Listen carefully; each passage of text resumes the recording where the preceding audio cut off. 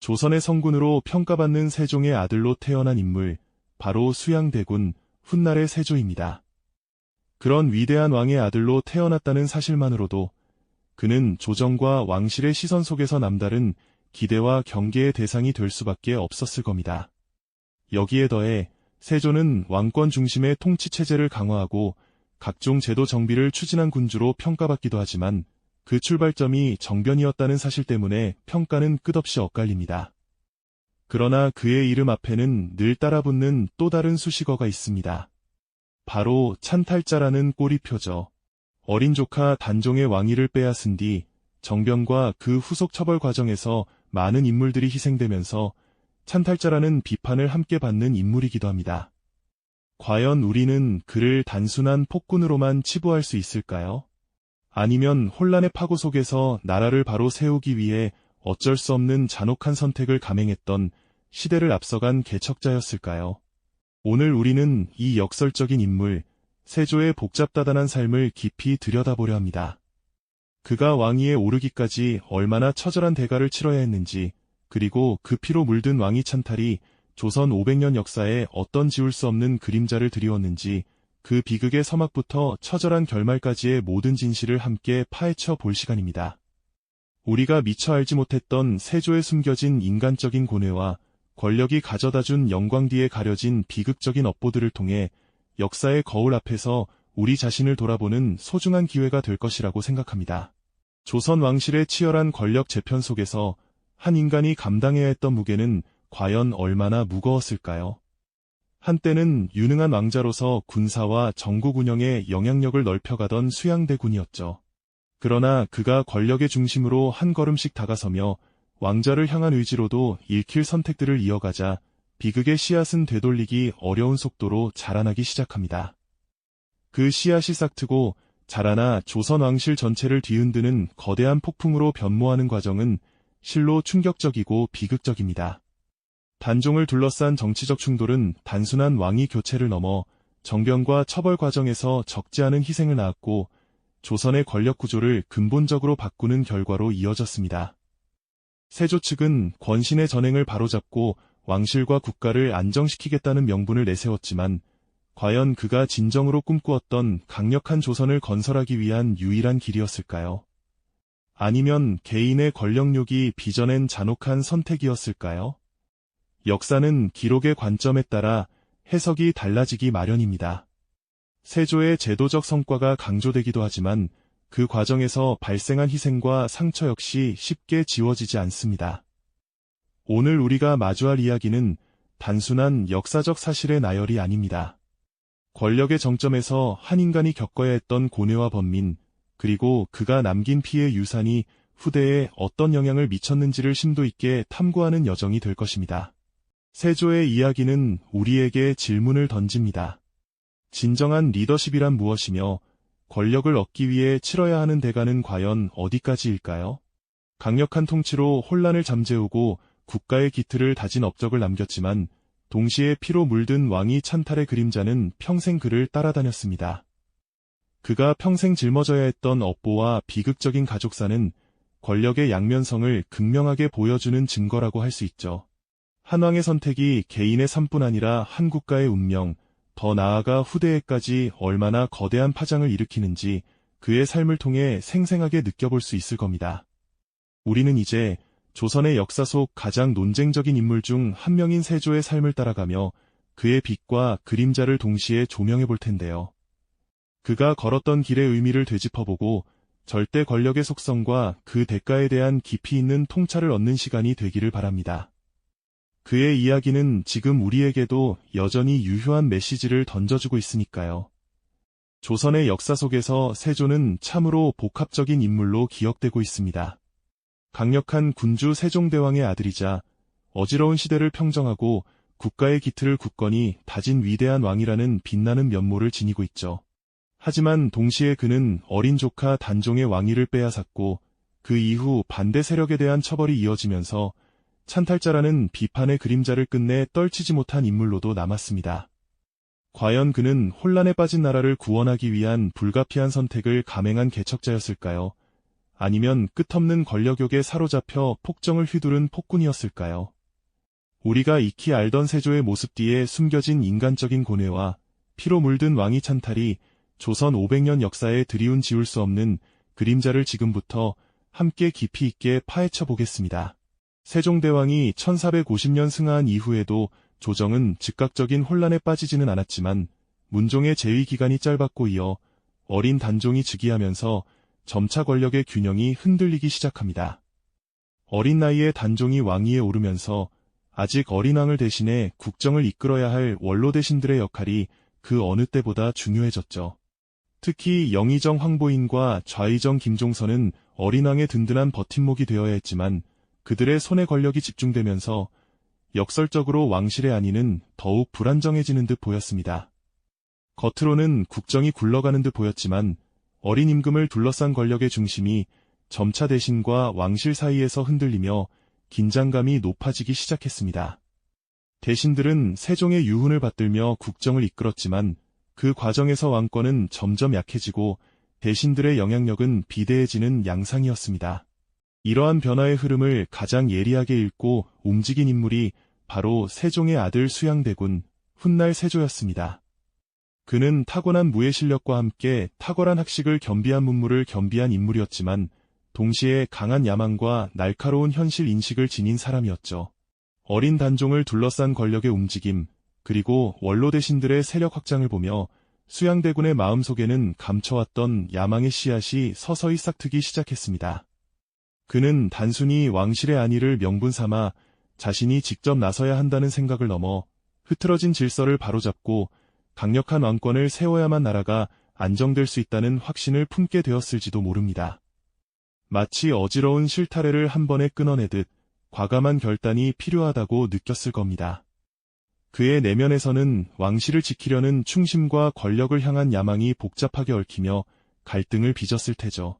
그리고 1453년 마침내 역사의 물줄기를 뒤바꿀 사건이 현실이 됩니다. 수양대군 곁에는 한명의 등을 비롯한 측근 세력이 결집했고 이들은 정변을 준비하며 권력 재편의 구도를 만들어갔습니다. 그들은 어린 임금을 둘러싼 권력의 전횡을 바로잡고 왕실을 안정시키겠다는 명분을 내세웠지만 그 속에는 권력을 향한 뜨거운 열망이 숨겨져 있었을 겁니다. 마치 폭풍 전야의 고요처럼 모든 것이 은밀하고도 빠르게 그리고 소름 끼치도록 치밀하게 진행되었습니다.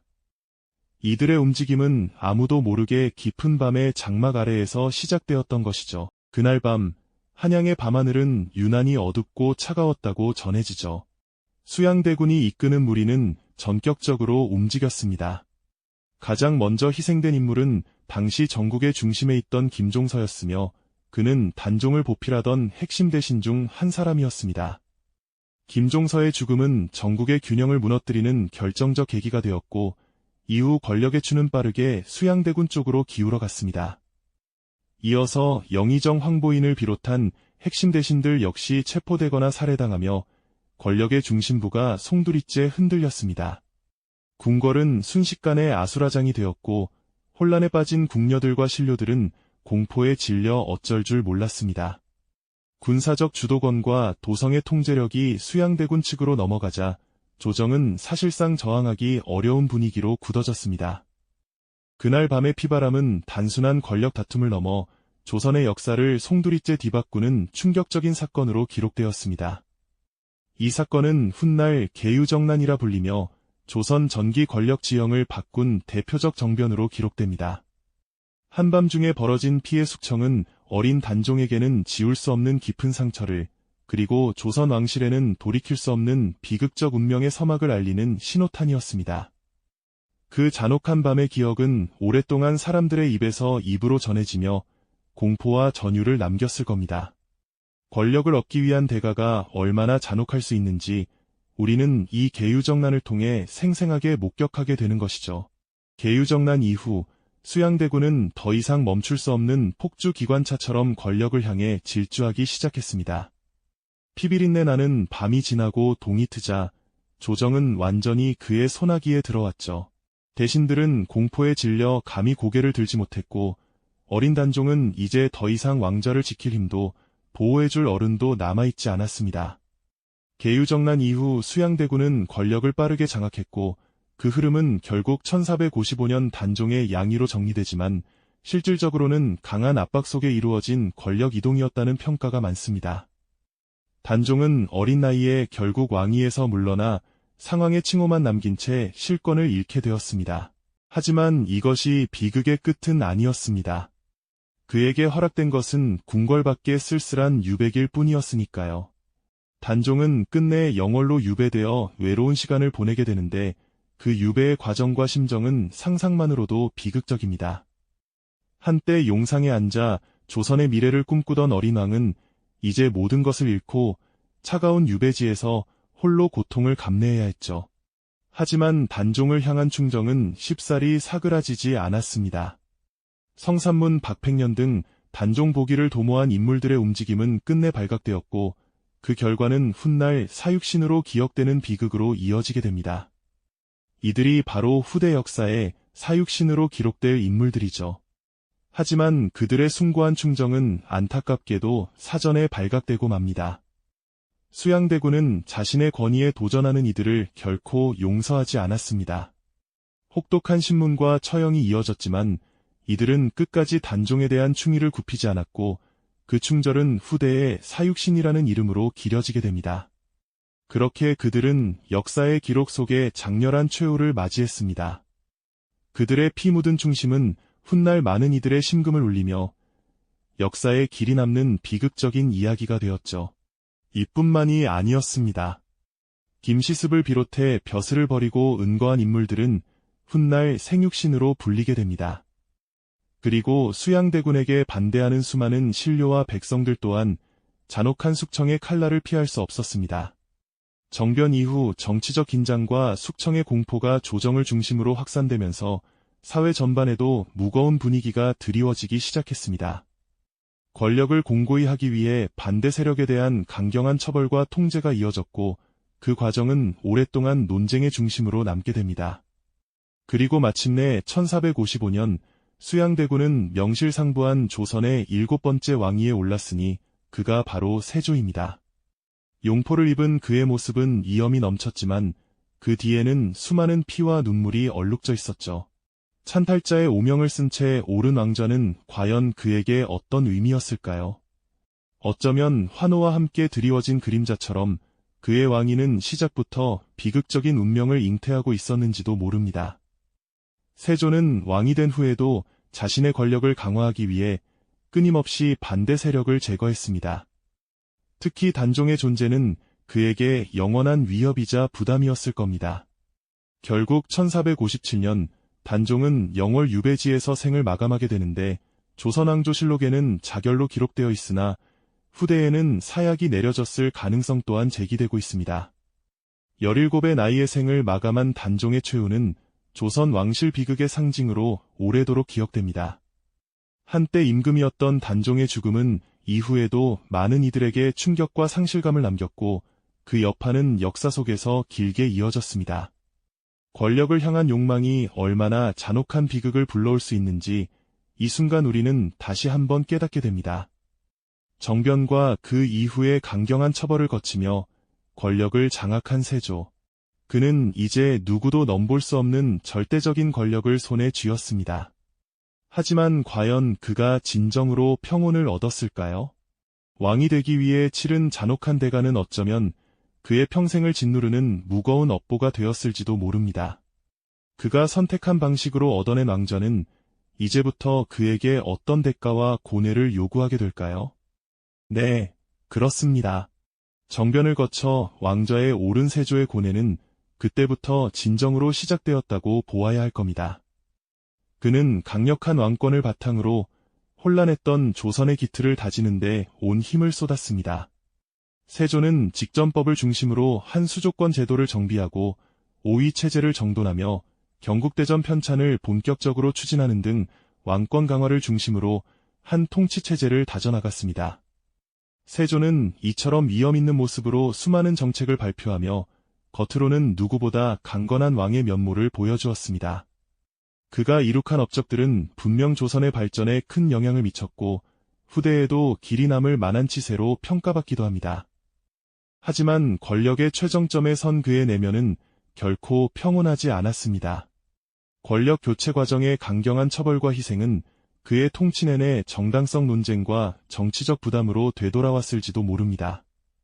세조는 말년에 피부병과 종기 등으로 고통을 겪었으며 이러한 병고를 두고 후대에는 그가 저지른 피해 정치에 대한 업보로 해석하는 시각도 존재합니다. 권력을 쟁취하기 위해 모든 것을 내던졌던 그였지만 정작 그 권력이 가져다 준 것은 끝없는 고뇌와 비극적인 운명의 연속이었습니다.